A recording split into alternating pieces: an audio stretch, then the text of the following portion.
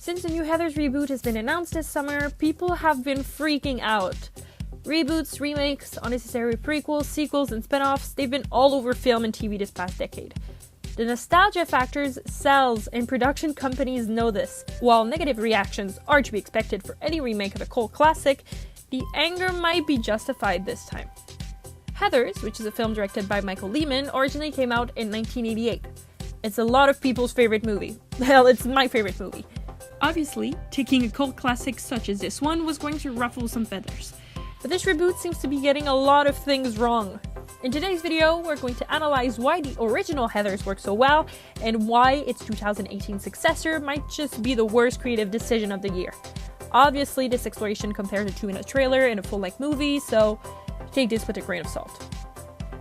First, let's establish a context in which the original film was born. In 1988, Heathers came at the end of a golden era for teen movies. Anyone who wanted to make a film set in high school had big shoes to fill. Let's remember that they were following the success of John Hughes and the like. Films like Pretty in Pink, The Breakfast Club, Say Anything, Ferris Bueller, Weird Science, they all played with similar tropes. Originality, sure, but some standards had been set and were expected. Heathers came instead as a deconstructive parody. It was self-aware. Heathers knew the trends in the genre and even seemed to play along at the beginning of the movie. That is, before completely destroying its predecessor's tropes. So let's start with the most common of tropes, the romantic plot. Every movie has a romantic plot, even now. Love interests in 80s teen movies were usually made for the same cookie cutter. Conventionally attractive, well-meaning despite their flaws, romantic. We usually have some variation of the damsel in distress, or the knight in shining armor, some play on the girl next door, or if we're feeling a little risky, the jerk with the heart of gold.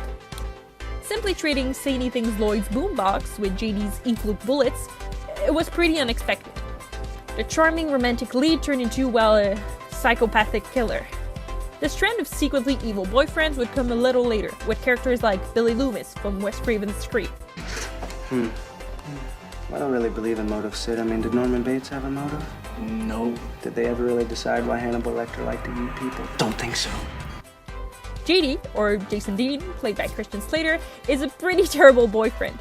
He's first introduced as he fires a gun in the school cafeteria in a scene that should have been a major red flag for everyone involved. With the hint of the famous good girls want bad boys trope, Veronica still falls for him. While the average romance would be one of mutual respect, JD is downright abusive. He's forceful with Veronica, doesn't care much about her consent, and physically and psychologically harms her. And he wants everyone dead at her high school, so that's also pretty shitty. The original Heathers is very strong in color coding, so it's no surprise that JD is always wearing black.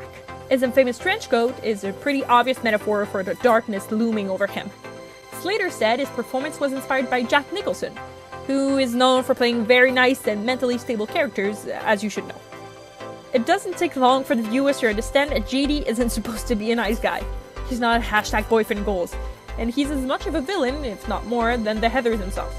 JD isn't a big part of the Heathers reboot trailer, so it's hard to know exactly how he'll be portrayed. He's described as a loser, a domestic terrorist, but none of the clips used show the downside of his relationship with Veronica, at least not yet. He's rebel, he's edgy, and to quote Diane from Trainspotting, a little bit crazy, a little bit bad, but hey, don't us girls just love that? Hey. It's crucial that multi-dimensional complex characters like JD remain just that, complex and multi-dimensional.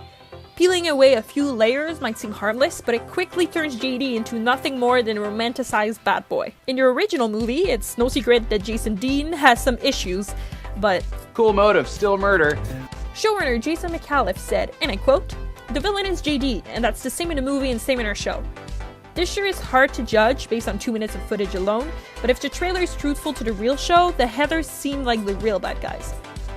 Which brings us to the second trope, the bitch posse. Teen movies often seem to create the characters based on yearbook superlatives.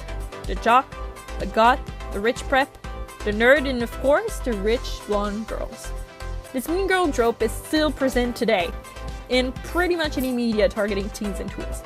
Their goal is to highlight the moral quality of our main character, who's oh so nice and would never be so materialistic and cruel and self-centered. The original Heathers threw these conventions out the window. Obviously, the Heathers aren't good people. They're bullies, they have the wrong priorities, they have the wrong values. The difference is, just like GD, in their complexity. Alpha bitch Heather Chandler is constantly objectified and being treated like a sexual object by older boys. This affects her self-esteem quite negatively. Heather Duke struggles with an eating disorder and is seen throwing up and binge eating. Heather McNamara is suicidal and almost takes her own life before Veronica stops her. They're still bad guys, or bad girls, but they make sense. They're human. They're written like people, not as a single stereotype. And just like in real life, bad guys can have shitty things happen to them. That being said, the Heathers are still a metaphor for privilege. Keep this in mind. Everything is a metaphor. Everything is a metaphor. They're attractive, they're skinny, they're young, they're white, they're wealthy, they're powerful. Color coding comes to play again. Heather Chandler is represented by the color red. Red is synonymous with power and war. Hence a red scrunchie, which is passed around during the film. It's like a crown of sorts, being passed down. Heather Duke is green, like greed and jealousy. She envies Heather Chandler and she's quick to capitalize on her debt for her own personal gain. Heather McNamara is yellow, for cowardice and deceit. She's the most human of all three Heathers and the one with the most redemption potential. Most of her actions are motivated by anxiety and lack of self-confidence. It's that very self-doubt that almost drives her to suicide. The three Heathers are a very clear representation of deadly sins. Hell, it's color-coded. They're not the heroes of the story. It is not desirable to be like them. It's a cautionary tale. Showrunner Jason McAuliffe said, quote, "The three Heathers are incredibly powerful and ruling the school. They're the people you would want to be." Yeah, at first.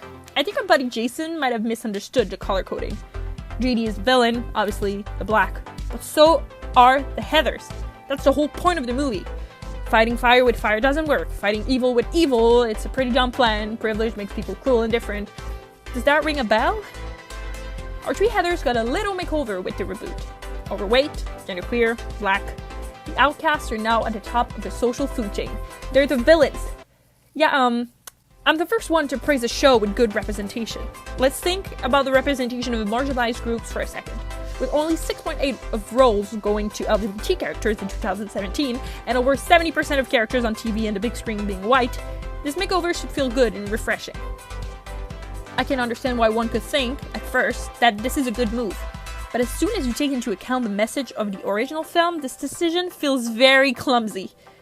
Why not create an original story instead of twisting an old classic on its head and completely changing its meaning? Brendan Scannell, who plays one of the Heathers, said this: "These communities still face discrimination, but our show is turning that on its head and using the power of the internet and the power of, pure self-confidence to trash everybody around them." Okay, whose idea was this? The reality is very far from it. 82% of LGBT teenagers have reported being bullied in high school. LGBT teens are 3 times more likely to attempt suicide. African American students suffer from bullying in school more than any other racial group. By demonizing your marginalized leads and making a martyr out of your traditionally privileged Veronica, you're not only completely missing the point of the original film, you're also opening up some very dangerous lanes. Showrunner Jason, once again, had something to say. People that wouldn't have necessarily been considered the most popular kids in school in 1988 could very well be, and probably most likely are, the most popular kids today. Sounds like you haven't been around high school in a while, Jason. The original Heathers tackles some issues that are still very relevant today. Bullying, suicide, violence, homophobia, domestic terrorism even. It could be adapted if you really wanted a remake, but not like this. Anyway, thank you guys for watching, stay rad, and I guess I'll see you next time.